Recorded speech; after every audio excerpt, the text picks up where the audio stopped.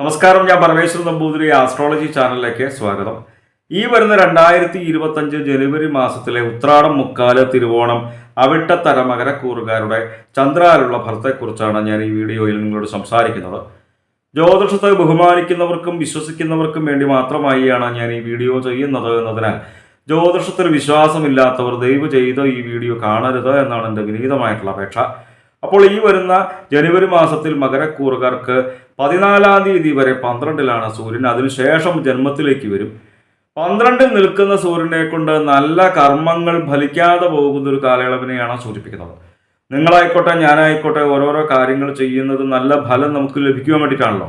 അപ്പോൾ നമ്മൾ ആഗ്രഹിക്കുന്നതായിട്ടുള്ള നല്ല ഫലം ലഭിക്കാത്തൊരു കാലയളവിനെയാണ് സൂചിപ്പിക്കുന്നത്. 14-ാം തീയതിക്ക് ശേഷം ജന്മത്തിലേക്ക് വരുമ്പോൾ ശരീരത്തിന് പൊതുവെ സുഖക്കുറവ് വന്നു ചേരുക, ദേഹപീഠകൾ വന്നു ചേരുക, ധനപരമായിട്ടും അത്ര അനുകൂലമായിട്ടുള്ള ഒരു കാലയളവല്ല. വിചാരിക്കാതെ തന്നെ അലച്ചിലുണ്ടാവാനായിട്ടുള്ള, വഴിനടക്കലുണ്ടാവാനായിട്ടുള്ള ഫലത്തെയും സൂചിപ്പിക്കുന്നുണ്ട്.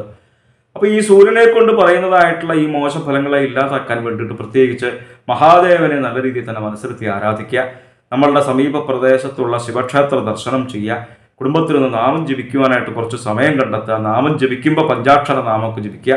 അപ്പോൾ ഈ സൂര്യനെ കൊണ്ട് പറയുന്നതായിട്ടുള്ള ആ മോശഫലങ്ങളെ നമുക്ക് ഇല്ലാതാക്കുവാൻ, കുറയ്ക്കുവാനായിട്ട് സാധിക്കും. നാമസങ്കീർത്തനമസ്യ സർവപാപത്രനാശനം. എന്തായാലും ഈ വരുന്ന ജനുവരി മാസത്തിൽ ചൊവ്വയ്ക്ക് മാറ്റമുണ്ട്, രാശി മാറ്റമുണ്ട്. കുറച്ചു കാലമായിട്ട് തന്നെ 7-ലായിരുന്നു മകരക്കൂറുകാർക്ക് ചൊവ്വ. 21-ാം തീയതി വരെ 7-ലാണ്. 7-ൽ നിൽക്കുന്ന ചൊവ്വയെ കൊണ്ട് ഭാര്യാഭർത്തൃ കലഹം വന്നു ചേരുക, കുടുംബത്ത് കലഹം ഉണ്ടാവുക, കണ്ണുകൾക്കും ഉദരങ്ങൾക്കും വ്യാധികൾ വന്നു ചേരുക, ഇങ്ങനെയുള്ളൊരു ഫലത്തെയാണ് സൂചിപ്പിക്കുന്നത്. അപ്പോൾ ഈ കുടുംബത്ത് കലഹം ഉണ്ടാവുക എന്ന് പറയുന്നത് നിങ്ങൾക്കായിക്കോട്ടെ എനിക്കായിക്കോട്ടെ ആർക്കും ഇഷ്ടമുള്ള കാര്യമില്ലല്ലോ. അപ്പോൾ കലഹം വന്നു ചേരുന്നത് തന്നെ ഒരു പരിധിവരെ നമ്മുടെ വാക്കുകൾ നിമിത്തമാണ് എന്ന് മനസ്സിലാക്കി വളരെ നല്ല വാക്കുകൾ സംസാരിക്കുവാനായിട്ട് ശ്രമിക്കുക. അനാവശ്യമായിട്ടുള്ള തർക്കങ്ങൾ ഒഴിവാക്കുക. ഉദരവ്യാധി എന്ന ഫലത്തെയും സൂചിപ്പിച്ചുല്ലോ.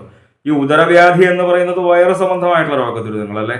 അപ്പോൾ ഈ വൈറസ് സംബന്ധമായിട്ടുള്ള രോഗദുരിതങ്ങൾ ഒരു പരിധിവരെ നമ്മളിലേക്ക് വരുന്നത് തന്നെ നമ്മൾ കഴിക്കുന്ന ആഹാരത്തിലൂടെയാണല്ലോ എന്ന് മനസ്സിലാക്കി ശുദ്ധമായിട്ടും വൃത്തിയായിട്ടുള്ള ഭക്ഷണം ശ്രദ്ധിച്ച് കഴിക്കുവാനായിട്ട് ശ്രമിക്കുക. 21-ാം തീയതിക്ക് ശേഷം 7-ൽ നിൽക്കുന്നതായിട്ടുള്ള ചൊവ്വ 8-ലേക്കല്ല വരുന്നത്, 6-ലേക്കാണ്.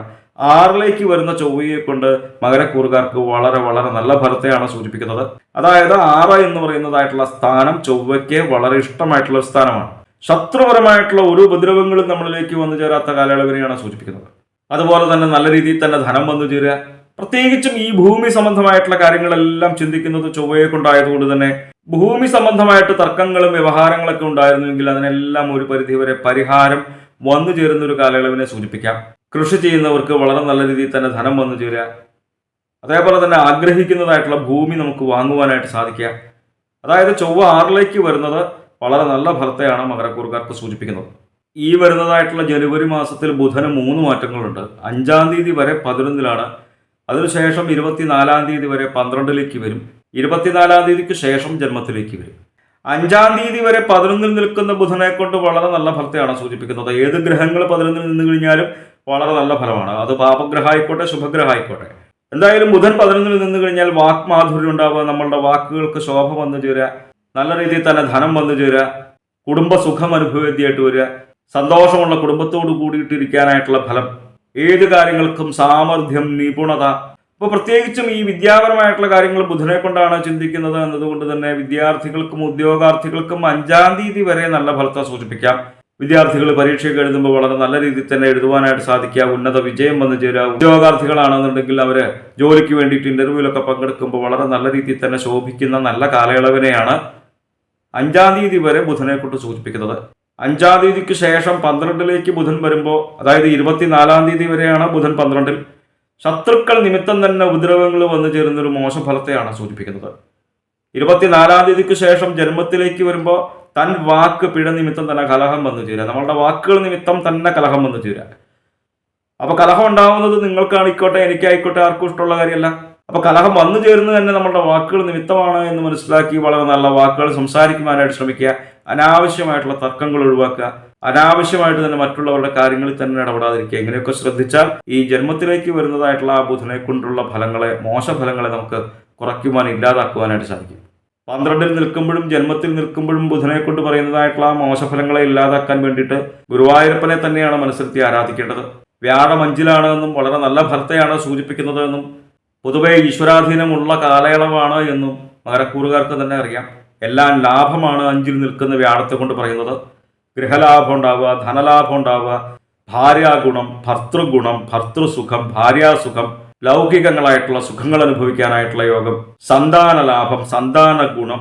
ഏത് കാര്യങ്ങൾ ശ്രദ്ധിച്ചാലും അഞ്ചിൽ നിൽക്കുന്ന വ്യാഴം വളരെ നല്ല ഫലത്തെയാണ് സൂചിപ്പിക്കുന്നത്. 27-ാം തീയതി വരെ ശുക്രൻ 2-ലാണ്, അതിനുശേഷം 3-ലേക്ക് വരും.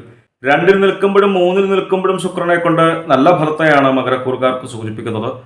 2-ൽ നിൽക്കുന്ന ശുക്രനെ കൊണ്ട് 27-ാം തീയതി വരെ ധനധാന്യ സമൃദ്ധി, കുടുംബസുഖം, ലൗകിക സുഖം, കലാരംഗങ്ങളിൽ പ്രവർത്തിക്കുന്നവർക്ക് പുതിയ പുതിയ അവസരങ്ങൾ വന്നു ചേരുന്ന നല്ല ഫലത്തെയാണ് സൂചിപ്പിക്കുന്നത്. 3-ലേക്ക് വരുമ്പോൾ പ്രത്യേകിച്ച് മറ്റൊരു ഫലത്തെയും കൂടി സൂചിപ്പിക്കുന്നുണ്ട്. ശത്രുപരമായിട്ടുള്ള ഒരു ഉപദ്രവങ്ങളും നമ്മളിലേക്ക് വന്നു ചേരാത്ത കാലയളവിനെ സൂചിപ്പിക്കുന്നു 27-ാം തീയതിക്ക് ശേഷം. അതേപോലെ തന്നെ ഏത് കാര്യങ്ങൾ കൊണ്ട് നടക്കുവാനായിട്ടുള്ള ഒരു മനോധൈര്യം വന്നു ചേരുന്ന ഒരു ഫലത്തെയും സൂചിപ്പിക്കുന്നുണ്ട്. ആജ്ഞാസിദ്ധി വന്നു ചേരുക. കലാരംഗങ്ങളിൽ പ്രവർത്തിക്കുന്നവർക്കും നല്ല ഫലത്തെ തന്നെയാണ് 2-ൽ നിൽക്കുമ്പോഴും 3-ൽ നിൽക്കുമ്പോഴും ശുക്രനെ കൊണ്ട് സൂചിപ്പിക്കുന്നത്. 2-ലാണ് ശനി. 2-ൽ നിൽക്കുന്ന ശനി ലൗകിക വിരക്തിയെ സൂചിപ്പിക്കുന്നു. അതുപോലെ തന്നെ ധനപരമായിട്ടുള്ള കാര്യങ്ങളും അത്ര അനുകൂലമല്ല. ധനത്തിന് ചെലവ് വന്നു ചേരുന്ന ഫലത്തെ തന്നെയാണ് 2-ൽ നിൽക്കുന്ന ശനിയെ കൊണ്ട് സൂചിപ്പിക്കുന്നത്. ശനൈശ്വരായ നമഃ എന്നുള്ള നാമം ജപിക്കുക. എന്തായാലും മകരക്കൂറുകാരുടെ ഗ്രഹപിഴാദോഷ പരിഹാരങ്ങൾക്ക് വേണ്ടിയിട്ട് നമ്മൾ ചെയ്യുന്നതായിട്ടുള്ള നാമജപാദികളും ക്ഷേത്രദർശനാദികളും പുണ്യമായിട്ടുള്ള കർമ്മങ്ങളും തുടരുക. നമ്മളറിയാതെ തന്നെ നമ്മളിലേക്ക് വന്നു ചേരുന്നതായിട്ടുള്ള ആ ദുഃഖങ്ങളെയും ദുരിതങ്ങളെയും നമ്മളുടെ നാമജപങ്ങളിലൂടെ, ഈശ്വര സേവയിലൂടെ, പുണ്യമായിട്ടുള്ള കർമ്മങ്ങളിലൂടെ നമുക്ക് തന്നെ മറികടക്കുവാൻ, ഇല്ലാതാക്കുവാനായിട്ട് സാധിക്കുമെന്ന് മനസ്സിലാക്കുക. ജ്യോതിഷ സംബന്ധമായ സംശയ നിവാരണങ്ങൾക്കായി നിങ്ങൾക്ക് എന്നെ 628 220 18 72 എന്ന നമ്പറിൽ വിളിക്കാം.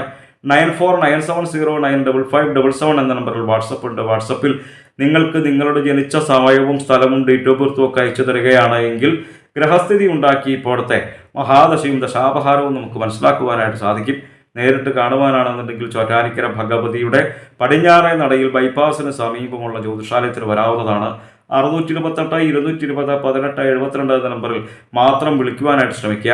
ഏവർക്കും പുതുവത്സര ആശംസകൾ നേരുന്നു. നന്ദി, നമസ്കാരം.